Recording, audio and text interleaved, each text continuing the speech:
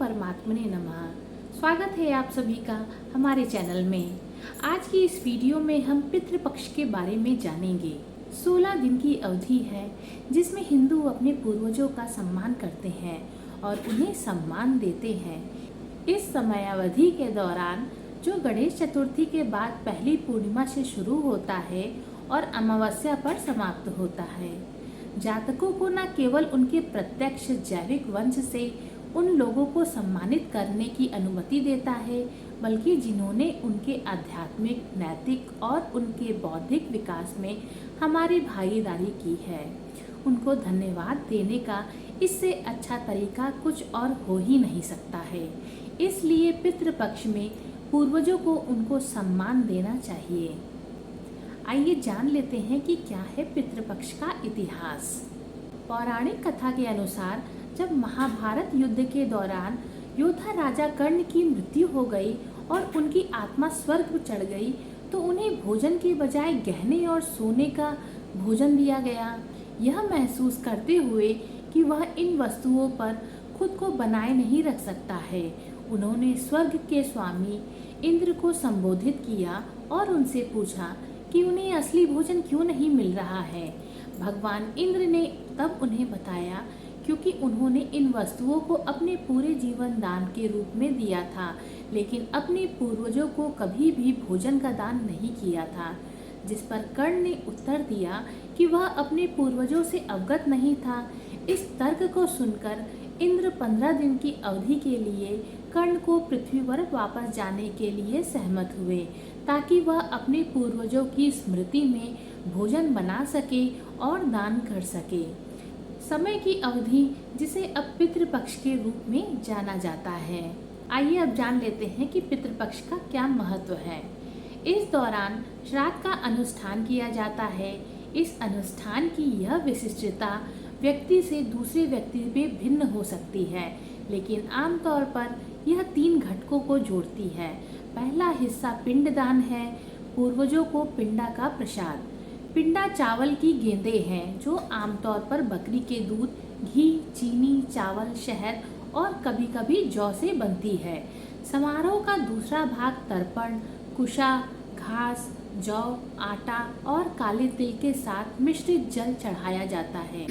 समारोह का अंतिम हिस्सा ब्राह्मण को खिलाया जाता है। यह ब्राह्मण पुजारियों को भोजन दे रहा है। साथ ही इस समय के दौरान पवित्र शास्त्र से पढ़ना शुभ माना जाता है। हालांकि कुछ चीजें ऐसी भी हैं जिन्हें पितृपक्ष के दौरान करने से बचना चाहिए।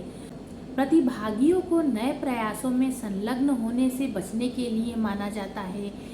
मांसाहारी खाद्य पदार्थ खाना, शेविंग या बाल कटाने, प्याज लहसुन खाना या जंक फूड खाना, ये सब वर्जित माना जाता है। इस दिन करें पूर्वजों का श्राद्ध। वैसे तो प्रत्येक मास की अमावस्या को पितरों की शांति के लिए पिंडदान या श्राद्ध कर्म किए जा सकते हैं, लेकिन पितृपक्ष में श्राद्ध करने का महत्व अधिक माना जाता है। पितृपक्ष में किस दिन पूर्वजों का श्राद्ध करें, इसके लिए शास्त्र सम्मत विचार यह है कि जिस पूर्वज, पितर या परिवार के मृत सदस्य की परलोक गमन की तिथि याद हो, तो पितृपक्ष में पड़ने वाली उक्त तिथि को ही उनका श्राद्ध करना चाहिए। यदि देहावसान की तिथि ज्ञात ना हो तो अश्विन अमावस्या को श्राद्ध किया जा सकता है। इसे सर्व पितृ अमावस्या भी कहा जाता है। समय से पहले यानी जिन परिजनों की किसी दुर्घटना अथवा सुसाइड आदि से अकाल मृत्यु हुई हो, तो उनका श्राद्ध चतुर्दशी तिथि को किया जाता है। पिता के लिए अष्टमी तो माता के लिए नवमी की तिथि श्राद्ध करने के लिए उपयुक्त मानी जाती है। पितृपक्ष में एक बात का ध्यान रखें कि पितृपक्ष में जो भी व्यक्ति अपने पूर्वजों को याद करता है और पूर्वजों के नाम का श्राद्ध करता है, तो उसके बड़े से बड़े दुख और क्लेश दूर होने लगते हैं। पितरों की आत्माओं में इतनी शक्ति होती है कि वह व्यक्ति के बड़े से बड़े कष्टों का निवारण कर सकते हैं। पितृपक्ष में पितरों को भोजन कराने से यदि पितृ प्रसन्न हो जाते हैं, तो सभी तरीके के ग्रह दोष संबंधी मुसीबतें भी टल जाती हैं। इसलिए जातक को इन दिनों में विशेष सावधानियों के साथ अपने पूर्वजों को प्रसन्न करना चाहिए। पितृपक्ष में पीपल के पेड़ की पूजा करना सबसे उत्तम उपाय माना जाता है, क्योंकि इस वृक्ष में पितरों का वास भी माना गया है। ऐसे में सूर्योदय से पहले उठकर स्नान आदि से निवृत्त होकर पीपल के पेड़ में जल अर्पित करें।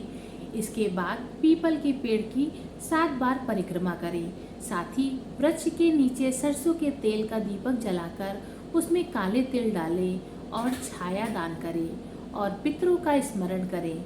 ऐसा करने से पितृ प्रसन्न होते हैं और अपने परिजनों को सुख समृद्धि का आशीर्वाद देते हैं। पितृपक्ष में पितृदोष की मुक्ति के लिए आप जल में काले तिल डालकर दक्षिण दिशा की ओर अर्घ्य देना चाहिए। ऐसा करने से पितृ प्रसन्न होते हैं, जिसके पितृदोष लगने का खतरा नहीं रहता। इसी के साथ पितृपक्ष के दिनों में पितरों की आत्मा की शांति के लिए सफ़ेद रंग की चीज़ें जैसे सफ़ेद मिठाई, दही आदि का दान करना चाहिए। पितृपक्ष के दौरान कुछ नियमों का ध्यान रखना जरूरी है, ताकि आपको इसके नकारात्मक परिणाम प्राप्त ना हो।